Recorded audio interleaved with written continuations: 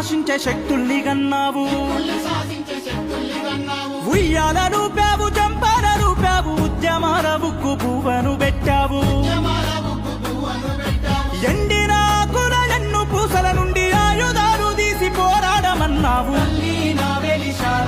నీకున్నది చరిత్రశాల తల్లి నా వెలిశాల